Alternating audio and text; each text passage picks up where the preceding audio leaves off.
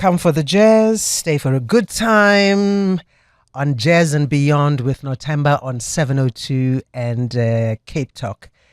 And I love that our first podcast for 2026 is one that features a giant of South African visual art. And we're talking about an artist whose work sounds just like jazz. Even when though it's jazz that is silent. And I'm talking about Nhlengethwa, who has spent decades translating rhythm, memory, and black life into these powerful visual language. Well, in fact, we have him here on Jazz and Beyond today because this year he was chosen as, or his artwork, chosen as the official poster for the first Montreal Jazz Festival to be held on South African soil. And this is going to be in Franschhoek. So, welcome, Brasem, to Jazz and Beyond. Thank you. How are you feeling right now, in terms of this moment? And also just, I was just wondering if on your trip here to the studio, if you were listening to some music, what music was it? Well, unfortunately, I came via Bolt. Oh dear. I couldn't dictate. Hey dear. But what's the last jazz song you listened to? Maybe Kontlong before you came through. Yesterday, I was just playing. I had the mood of listening to Miles Davis and John Coltrane. Okay, and what inspired that mood? What was happening? I was painting. Okay. Because that's the drive all the time. When I do my artwork, then I should spin vinyls all the time. Vinyls. What painting was inspired? What's there? I was just finishing a portrait of two portraits of female models. So and you just have this feeling that when they are on the ramp, there's that subtle sound that is playing. So yeah. So they're strutting to some jazz. Yep. Miles and Coltrane. Yes. So to speak. Yes. Brasem, I just want us to start maybe at the beginning in terms of you're from Springs, Yes. That's your birthplace. Nothemba, yes. Nothemba Springs. You grew up there, and you grew up amongst a family of jazz lovers. In fact, your brother was also a jazz musician. Give us an indication of what life was like in the house, and what age was that? Your earliest memory. Well, my early age, I was brought up by my grandmother in Ratanda, Heidelberg, I think from age 1 until I was 14. Okay. But when I was visiting my family in Nothemba, I would sort of like come across this jazz buzzing in the house. Okay. And then when I finished higher primary in Ratanda, coming now to Nothemba to go to high school, that's when I was like directly connected with my two eldest brothers who were jazz lovers, but the other one was staying in Natalspruit. And I would say that he's the firstborn, Ranky. Yeah. He is the one who had a very great influence in me because he was also a jazz musician. Yes. They had a group Gospret, it was called Midumo. So he was playing flute there with his buddies. And he could see among his siblings that I'm keen to understand jazz. And he threw me deep. I mean, at that age, if you were listening to Charles Mingus big band, listening to Sandra, listening to Eric Dolphy. So at that age. And the other one, Mkodisi was light. He would be playing your Dave Brubeck, Take 5, your Ella, but Ranky was very tough. Was that? And then obviously they were, one of them was a collector as well of the albums. Both of them were, but the firstborn was a serious collector. A serious collector. Yes. Do you have that collection in your collection? Well, I think when he passed away, my sister-in-law said, grab whatever you want, but I had my vinyls by then. I had few albums that I took from his collection. Mm. And Mxolisi is still around. I mean, he can have his collection because I have my own collection. Listen, I know your collection. I have been to your house. Remember, yes. And I sat on the floor and I'm like, okay, let me look through and see, what I can find that I either don't know or that is familiar. I ended up giving up. It was too much. How many albums do you have? They're less than 5,000. Hmm. They're less than 5,000 and strictly jazz. I have other genres, but what you saw in my music room, it's strictly jazz. And the good thing is that I've filed them in an alphabetical way. Which is incredible. Yeah. I can't even file the CDs CD collection that I have. I think I start and then I give up because it's just it's just too much. Yeah. But I mean, just staying about, my visit to your house, yes, where also the artwork that you do is on your walls. Yes.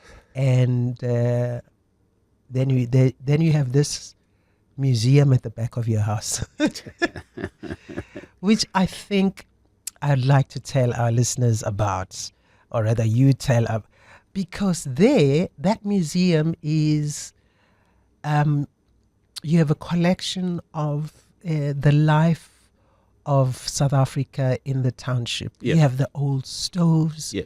You have the old kitchen cabinets and fridges, display units, everything that was there in the year, in the 50s, in the 60s, in the 70s. Why? Well, I think my grandmother, there's an album of Johnny Johnny. He says the title is Grandma's Teachings. So I went down memory lane about how my grandmother made me a man at an early age. And because he is no more, and then I dedicated that room to my grandmother, going down memory lane of, by the way, what kind of furniture did she had? Wow. And then I would go all the way to Paris, I'll go to Clarence, I'll go to White River, all those small shops that sell second-hand furniture. And then I compose that, and then it's a room that I would say it's popular among my friends, because like winter time we sit there, make food, listen to music, and then it's warm with fire, and my friends will say, when are we coming to Irumlaga? And yes, because you also have the old radios as well. Yes. And it is such an incredible project, and one that the young people of today cannot even imagine. This was the life back then. What has been the response of young people who are exposed to that? They are very impressed. It's unbelievable to them that this is how we were brought up, in this kind of condition. And I tell them that our fridges then, they were not electrical. It was paraffin fridge. Yes. So, I also have the sewing machine that you use to tap on the singer. Yes. And I try to imagine everything. I mean, the cutlery, it's very old, and it's one room. When I sit there, do some sketches or listen to some music, it's just like I feel as if my grandma is around me. Oh, man, what a special and beautiful way to pay tribute to her. Yeah. And as you say, from the age of 1 to 14, yes, that's the time you spent with your grandmother. And those are very formative years for you that engaged that sense of appreciation of, the impact she had on your life. She had a very strong one, and I always say to various interviews that one of the things that I carried from my grandmother was when somebody is mentoring you, don't lean on that person, learn. Don't lean, learn. Learn. Yes. and I think it's a quote you've mentioned quite a lot. Yes. But I'd like us to unpack that, but not right now. A little Okay. later. I just want us to get into your artwork, because it's jazz inspired, Yes. and it's not a linear kind of way. You just don't have one way. Your artwork, not only do you paint, you have these collages, Yes. you have printmaking, Yes. you have a way of a visual storytelling, I have a woman who does tapestries through my art to for me. tapestries. Yes. How did you even start, It's or sta- even know that art, painting and visual art is exactly where you feel at home? I I think I don't know. It's just, the whole thing started in higher primary, and a friend of mine who was my classmate, we're still together now. He, from time to time, he reminds me that, do you know, in the entire higher primary, you were the only person who had that visual kind of perspective, because like we thought you are very unique, because like you'd explain something and then you take a pencil, quick.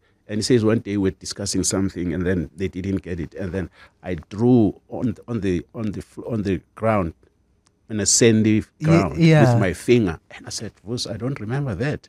He said, "But you were." And then one day, Percy Sledge visited South Africa, and I think then in the late 60s, the paper was World or Post, I can't remember. The front page had Percy Sledge. And then my uncle used to buy a newspaper. So I copied that on an A4, and then the next day I took it to school. My teacher was like taking that drawing, showing it to classes.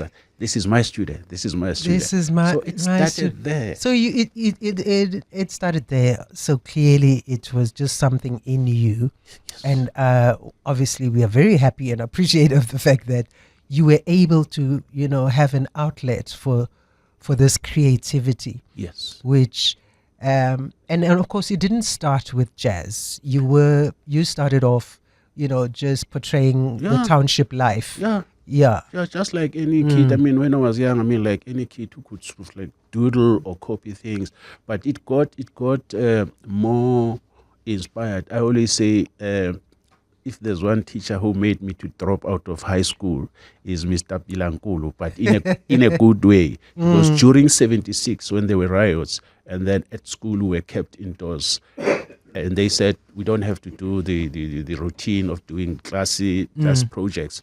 He said whoever wants to do anything can do. If you see something in front of you, you draw it. And then my desk was close to the window, and I opened the window. I took my exercise book, and then I drew the garden, and with the window being opened. And then later, when he came to look at our drawings, he said to me, "You capture the perspective very well. You must consider studying art." Lovely. And you did that. Yes. Where did you study? Two places. I studied at the Art Foundation here in Parktown, and then I studied 2 years in Natal, Rockstrift.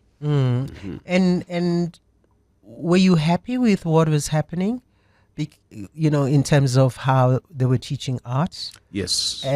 Or did you think, but it's not the kind of art I see in my head, or I was happy. because why I'm asking that Yes. is because sometimes the formal teaching of art can sometimes not quite reflect what the student understands or sees as art. I think, Nothemba, I was happy in a sense that Rockstrift Art Center was the only hub in South Africa that taught black artists art. And then the Art Foundation was another hub, which was white only, but Bill Ainsley accommodated people who were coming from the townships. So they were guiding you, giving you all the techniques. But at the end of the day, you must find yourself. You sort of like know now the techniques of printmaking, of doing sculpture, doing pottery, doing tapestry. That's what we did in Rockstrift. But there came a time whereby I felt that we're all doing the same thing. And then I started to experiment with gluing a paper and paint over. That's how the collage started. The collage started. Okay. So you then obviously you're incorporating a lot of this different techniques in your artwork. Yes. And then when did the jazz inspiration then come in terms of how you then interpret your creativity? Well, it came, while I was doing the collage, my tutor, Bill Ainsley here in Joburg, I showed him, I said, yes, they taught us drawing, painting, etc. But on my spare time in the evening, I do this. And then he said, have you ever seen somebody doing collage? I said, no. He said, I want to see you doing more practice of that. And then I continue because I was eager to know why is he saying that. I went back to him, and then he pulled a big book by an African-American called Romer Pierden. He said, do you know Romer Pierden? I said, no. And that day, I was just like a kid in a candy store because here's somebody who's doing something that I enjoy, but I've never known about him. And then I started to sort of now focus, have more discipline in what collage I was doing. But Romer Pierden really inspired me. And coincidentally, the Masalis brothers, Winton and Branford, several of their albums, they use Romer Pierden's music collages. Wow. Yeah. So you have done artwork which has been inspired by the likes of Abdullah. Oh, yes. Huma Sikela, Nina Simone, Miriam Makeba, Kenan von Adderley, Miles Davis, Miriam Makeba, and so many others. But I think starting off with the Montreal Jazz Festival artwork, which they have chosen, which is inspired by Charles Mingus. Charles Mingus. Yes. What do you think it is about that particular artwork that the Montreal Jazz Festival chose? I don't know, because I gave them 3-4 options from my sketchbook. Yeah. And it didn't take long. They came back. They said, we want this one. And then I have to relook as a creator of that art piece. What could have triggered that? But I sensed that I had a lot of freedom in doing that collage, using various colors, painting on top of a collage. You know, his face, I just drew the outline of a I think a blue color, and he's wearing a yellow jacket. Yeah. So when I go back, when I did that, I had a lot of freedom. So it reflected to the people who just said, no, this is unique, this is spontaneous. Yeah. We pick it up. And how does that feel for you? You know, that they chose your artwork to represent, the first Montreal Jazz Festival on the continent. I didn't believe. I was so overwhelmed, thinking that how many artists do we have in the continent? I know. And how many artists do we have in South Africa? So it was just like Sam, who was just chosen. I still can't believe it. Wow. So what is the process? You know, like for instance, when you say, you're doing artwork that's been inspired by Miriam or Abdullah or Charles Mingus. So when you talk about this freedom, what is happening around you? I'm just trying to think about the actual process that happens. Do you play their music, or it could be somebody else's music? It could be Johnny Johnny's music. Yes. It could be Keith Jarrett's music. Whilst I'm painting Huma Sikela, as long as there's jazz in the background, because in my mind, the framework knows what Sam's going to do on the canvas. Yeah. But my ears doesn't care whether Sam is listening to Huma Sikela, painting Huma Sikela. No. Yeah. So that's the process. And then then I have a heap of photographs and images, and then chop them and I just like go. It's a very nice movement that I get listening to music, going, tearing things, gluing, painting on the Yeah, because you canvas. you take magazines and you cut Yes, off yes. images. So when you even cut them off, do you know where they land, or you're just cutting off because okay, this image looks like I can do something with it, kind of situation? It just happens magically because like the feeling is there, the drive is Mm. there it's just like sometimes when you go to a place and then you know more or less that they say your destination will be there. But while you're driving, you are curious to see where am I going to. So my painting in my mind, I know I have the idea, but the finish ups, I don't know. So that journey of the process of building up that on the canvas, but the feeling when it's done, it's amazing. So it's basically just like a jazz song being created, as the musicians would have an idea, Yes. and then everything just sort of works itself out Yes. as you don't know which direction it will go, but um, as jazz happens, it goes where it goes. Yeah. The composers, the book writers, it's like that process. They know where they're going to. But like putting the pieces together, Yeah. it's something else. Yeah, but have you found that there's maybe a difference between um, listening to a South African jazz artist or an American or any other in terms of how your work then ends up?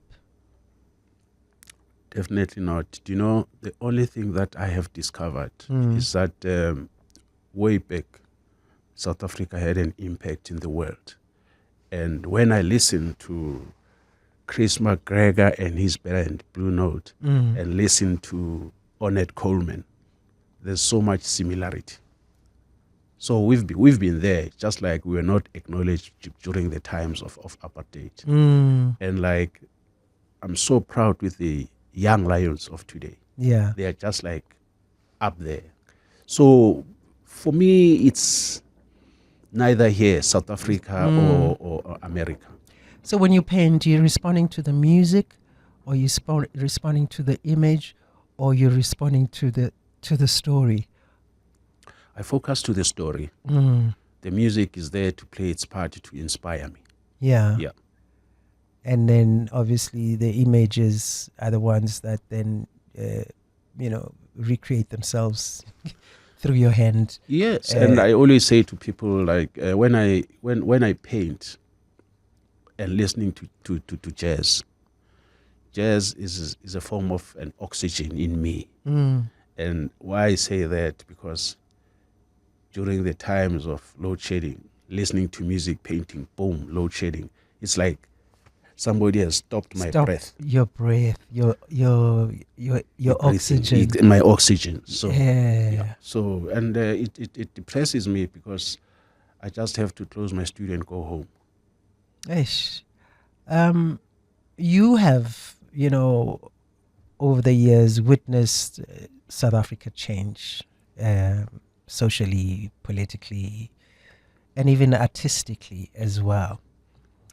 What have you seen of the change that is important to you, where you feel some of the change has not been good and some of the change has been good? Generally when it comes to the arts, I'm quite disappointed. South Africa hasn't moved an inch. Yeah. All the people who practice under the arts, they are on their own. Why I say that? Because I thought by today we would be celebrating a Gerard Sikoto Day, Yeah. a Ernest Mangoba Day, George Pemba Day, Miriam Makeba Day, Huma Sekele. And I talk about people who never want to live under apartheid. They sacrificed their lives. They went overseas. Miriam Makeba was the first person from South Africa to address United Nations about our atrocities. So why I say that part in the art world, South Africa, it doesn't seem to be keen. Yeah. They are not keen. And all the time we get these ministers, I was never, not even a single minister of arts and culture has ever impressed me or done good for the culture in South Africa. You know, I was talking to Gwen Ansell on Yes. on this show, and we were talking about the importance of establishing. I know you talk about, you know, having a day that, you know, that you know, commemorates and remembers and pays tribute to some of these great South African Yes. icons. And she said, and we were talking about the need for a jazz uh, museum, you know. And I think about what's in your house and how that would live and breathe in a museum where not only South Africans, but people all over the world could see and learn, you know, not only lean, but learn. Yeah. And learn about our stories, our history, our culture, and also just its development and evolvement as well. And even what you're talking about is that it's for us to never forget that we're here because some people before us, you know, sacrifice Oh, yes. and not only their lives, their, you know, own happiness. Yes. For us to be able to, even our children, grandchildren, great grandchildren, uh, should never be able to, you know, take their lives for granted and think it just fell from heaven, you know, kind of thing. So, would you contribute your stuff to you know, to a jazz museum instead of Nothemba only see it when they come to your house? You know? And of course, it's probably quite you know, work that's quite special to you. You know. I think I can, because I can't just be vocal about the government failing, and yet if I get the platform to contribute, then I step back. I think I can. I mean, like, you know, just now when I realize how strong South Africa was when it comes to jazz. I mean, like, not long ago I was playing the album of Gideon Nxumalo performing at Vets. What a great album, you know. Absolutely. Then we're talking the 60s. And we can talk about how popular was Yakali Nkomo in the 60s. So The stories behind that song, not only of Mangungu and even the conditions under which that song even came about, but also the impact it had on the community, our yes. society, Yes. what life was like back then. All these could be stories and images and a lot of representation that can come out of one song. That's so true. You know, That's so true. and how even that is the kind of song that those who were maybe even in exile, when they heard that song, their hearts would just, you know, almost want to break in pieces because they're remembering. So, just again, the importance of the work that you do to the spirit and soul of South Africans is quite important. But your work is currently obviously exhibited in various art galleries. That's true. Tell us about where they are, because a lot of people may be listening and maybe some don't even know who Nhlengethwa is, you know, and that your work is recognized not only here but internationally. In fact, you're going to go to London and New York for an exhibition not long from now. Yes. You've heard your work in various galleries. Where can people find your work on display right now? Well, I know that one of the places where I've been collected is the head office, I think, in Washington of IMF, and then MoMA in New York, They have my collection. Okay. High Gallery in Atlanta, and various galleries, museums in Asia. Mm. The gallery once told me that there's this collector from Singapore and a collector from New York. They say they want to be the first to know what Sam has produced for the next coming show. Wow. So it's that, and the coming show is at the Goodman Gallery. It's actually going to be launched this Friday, but I will go after. So this is the song, the gallery about again paying homage to music to Miles Davis, because like I did abstract collage kind of 10 pieces. That's a very interesting story. In 2010, I was turning 55. Yeah. And I said, well, I know I'm a January boy, no presents, but I just want to spoil myself. Born 55 and I'm turning 55. So I ordered 10 pieces of canvas. Each piece was 55 by 55 centimeter. Wow. And then I started to sort of like create this piece about Miles Davis, all blues. So each and every canvas has got an alphabet, A, L, L, until blues. And then the first one and the fifth one at the top, they have side one of kind of blue, side two of kind of blue. They form as one piece, and it's all blues, but I also did a portrait of Bheki Msegele, Joe Henderson, various artists, and there's going to be a tapestry of Miles Davis. Wow. So and this is going to be at the Goodman Gallery. Goodman Gallery in New York. In New York. Yes. Okay. You did a tour, homage to jazz, but this was some time ago. This is after you got, because you were the first to get the Standard Bank Young Artist of the Year. I was amongst the, yes. Well, for art anyway. For art, William was before me. Was before you, and then Helen Sibidi was before me. So you were in 1994. Yes, 1994. Which is the year that we got our freedom in brackets. Yeah. And that's the year I handed in my resignation, because I worked for SABC for 13 years. I know. As a set designer. Yes, as a set designer. So when I said I'm resigning, they said, could you please do us the one more set? Because I realized that they were trying to be politically correct, because in the office we were about 11, 12 designers, and then I was the only black designer. So they wanted me to do this set, and the set was the first debate of Mandela and de Klerk at the Civic Theatre.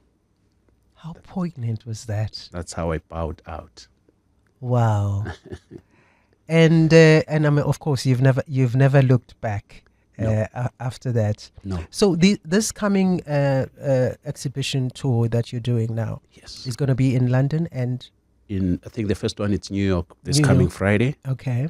And then I think around late March, April, I'm going to have at the Goodman Gallery in London, because what I did last year, I did a residency in November at Corey Island in Dakar.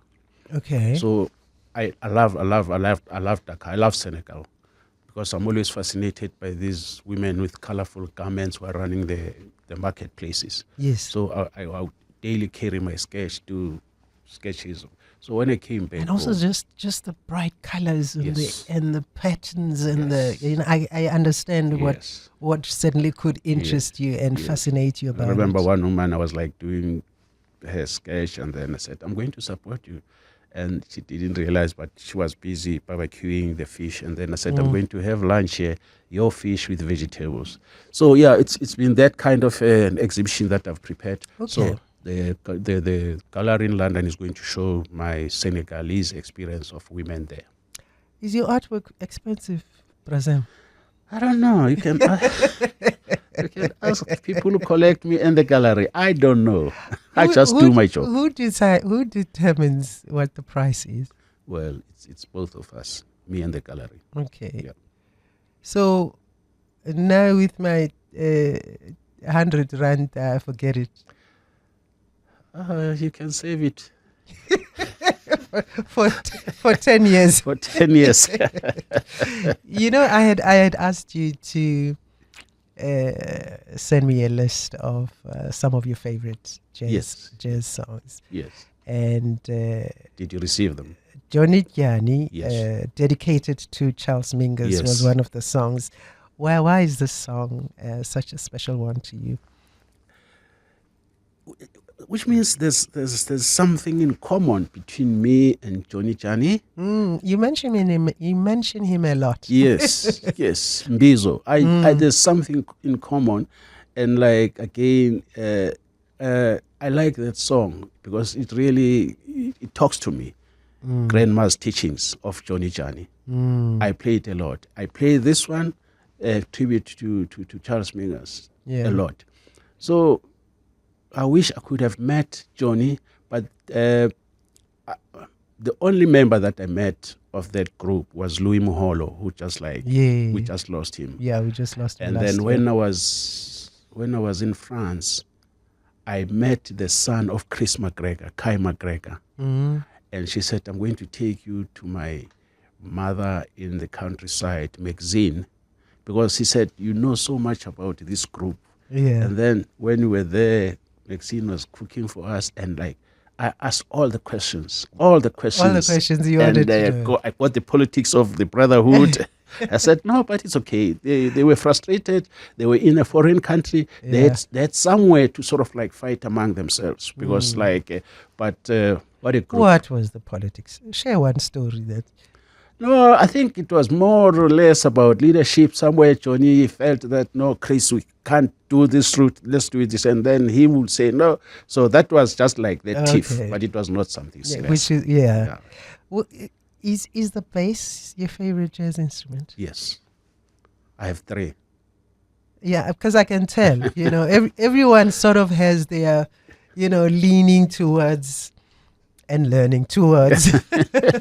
No, it is. The bass is yours. It is. Although I also have the flute, which my late brother Ranki used. Yeah, it's sitting there with my piano and the bass. And by the way, Hebi once visited me. We had lunch, and he played that bass. I was there. Oh, that was the day. That was the day I was there. Yes. Yes. That day was beautiful, actually. Nothemba, how much I enjoy the friendship of musicians. And like Hebi came, Begi Kuselegu came, Fairfaku came with Lux Fuchana. Yeah. And so many. When musicians come, don't they just find themselves, they don't want to leave? Because you've got a piano there, you've got all this music, you've got a beautiful, open space and a beautiful house, and True. I'm sure they say, can we leave next week? They enjoy. Zim came. I also did a portrait to Zim because he was my favorite musician. Yeah. I gave it to him. He came with Lififi Tladi and Brad Jeff. Remember Jeff Mpagati? Yes. Yes.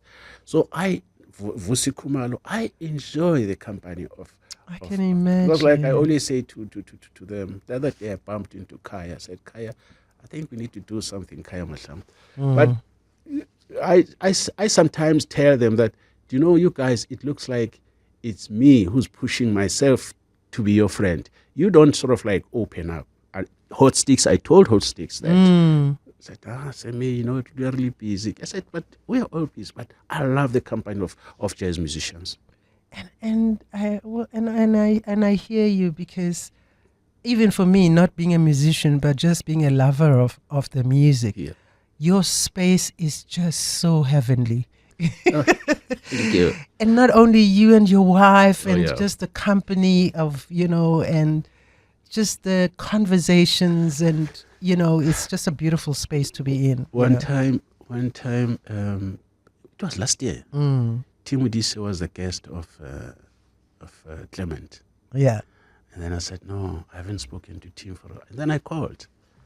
And then said, and just when I said Sam Clement, and then Tim chipped in and said, hey, Clement, do you know this man? This man and his wife, you visit them, you force yourself to go. They'll never chase They'll you. never chase you. They treat people with respect. The food, music, conversations. But this is us. Yeah. And let's hope this is a spirit that others can also adopt. You know what I mean. You also gave me Dollar Brand, just a song. Yeah. You gave me Pharaoh Sanders, Kazuko Peace Child.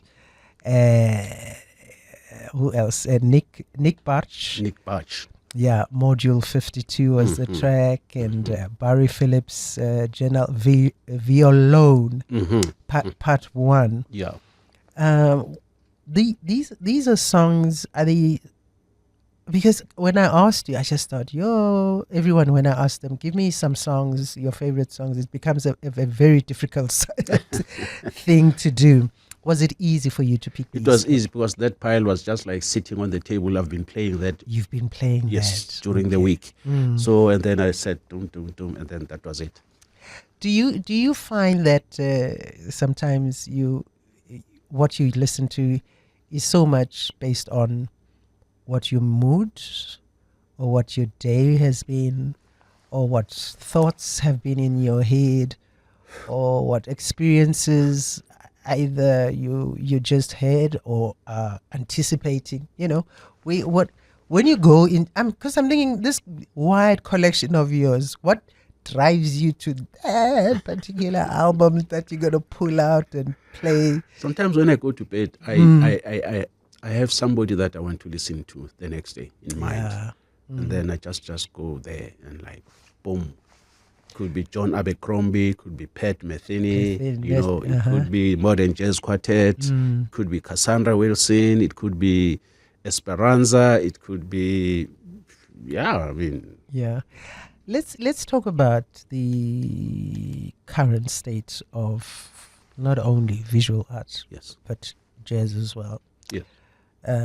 Visual arts currently, I don't know what the curriculum is in art schools and stuff like that, but there is now all this technology that's assisting artists, and I think about you said you were 55 in 2010, so now you 71. are 71. Yes. And for you to create the kind of artwork that you do now has so much to do with the experience over the years, which some has been trial and error or success, and you know what works and what gives you the fulfillment and satisfaction. And yes, you use the different techniques and formats and styles. Have you even adopted any of the new technology to assist you? Or Brasem says, listen, I don't want to be confused by anything. I don't want anything to interfere with how I want it to be from my creativity.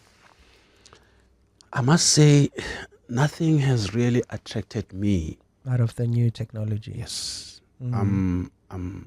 Because like if I'm to do painting, printmaking, drawing, and again go to the tapestry studios. By the way, I go there to discuss the artwork that they're going to reproduce into a tapestry. I leave home, stay 2 weeks in White River to do printmaking. Come back to my studio, paint into my studio. So I don't see any space in my practice for the new technology. You've opened you co-founded the Back Factory. Back Factory with David Artist Studios. Yes, David Kolwane and back in 1991. Yes, and Pat Mautwa. Yes. Are you still supporting these young artists that are coming up? And yes. What's happening is like in 2019, I started a project of sponsoring young, previously disadvantaged girls, because I saw that in our practice there are few females. Yeah. It's because of the background where we're coming from. Our parents were not supposed to do this. So I'm running a residency for 1 year. Any young girl can come and apply and get that opportunity to mingle with the seasoned artists. And thereafter, it's more like giving her a confidence. After 1 year, it's another girl.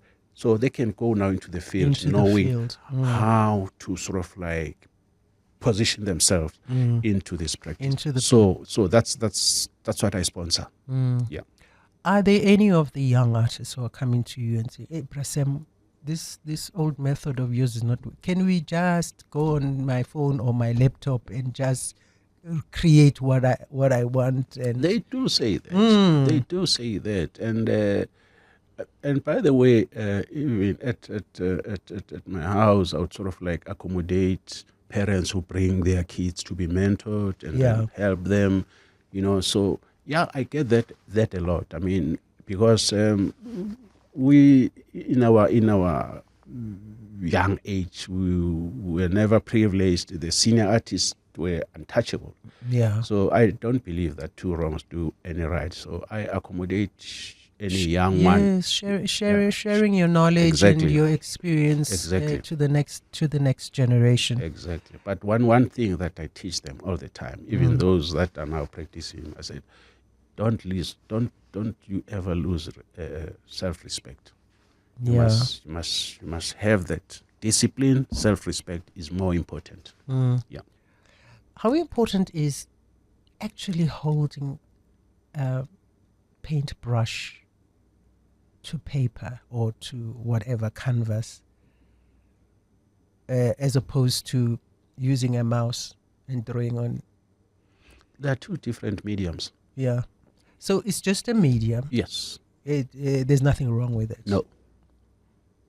But I mean, we were taught, like in Natal and here in Joburg under Bill Ainsley, the first tool that an artist must know how to use is the pencil. You can't jump. You can't jump. No. A pencil is... Yes, you can then use the modern technology as a support, as a tool, but start here. You must know how to draw. You must know how to draw. Yes. I got you. Let's get into the musicians, because you listen to a lot of jazz. Yes. And some of the stuff that you've submitted to me as so your favorite music has also been music of the older generation. What's your thought on the?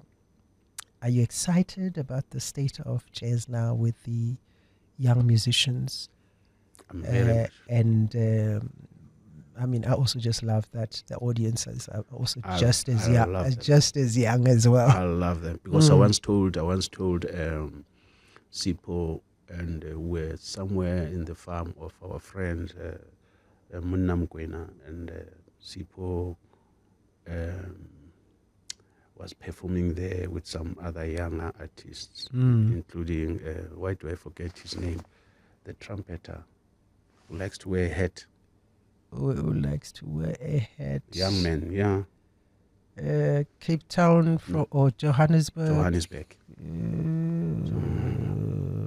The name will come. Yeah, the name will come. So I said, what I like about these young lions is they never dropped the baton. Yeah. What Kipi, all those jazz musicians, Duke Makasi gave them, they never dropped it. They're actually holding it closer to their chests. Yeah. So I'm very, very, very impressed with the young ones. So I'm glad you're saying that because not only does jazz inspire people like you to be creative with your visual art. Jazz inspires people to dance to it. Jazz inspires people to sing some. It's music that, as you said earlier on, there's freedom in that. Yes. It inspires freedom of mind, of body, of the soul and the spirit. And listen to me trying to try to explain why I love this music.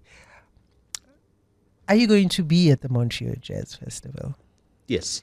What will you be doing there as the official visual arts poster owner and the man who's recognized? And we're just so proud of you, actually. Thank the fact you. that your artwork has been chosen as the official poster. Thank you. I'll be whining and dining. Whining and dining. Because I'm thinking, no, maybe you'll be sitting there with your canvas and just No. painting or or No. drawing what you see. Somebody among the people who organized said, Sam, don't you think it could be a very good idea, the eve of the concert, we just like gather people in a very cozy room, and then you play vinyls for them. I said that could be an idea. Now that is an idea, because you do that as well. Yeah. You do DJ and play, and that would actually be absolutely amazing. Yeah. Brasem, we could talk a whole lot of things. All I'm going to say is, we love your work. Thank you so much. And I'm hoping that this conversation today has not only inspired a lot of people to appreciate, what visual art can do and where it can take you. And also appreciate that what jazz can do and where it can take you. And also inspire them to look for your artwork and collect it if they can afford it. Sure. Let's close it up by you maybe just explaining that don't lean in, learn phrase. Yeah, because my grandmother was very strict. And you're a young kid, and sometimes she would think I'm rebellious, and like she would say to me, I can't teach one thing twice. And from now, as you grow up, you must learn. And she told it ka Sesotho hore motho ha o ruta ithute o ska itshetleha. And it's beautiful. It's such a beautiful a way of looking at life. Yes. And doing life. Yes. and living life. Yes. And I want to thank you for leaving us with your grandmother's teachings that we hope we can all learn from. Yeah.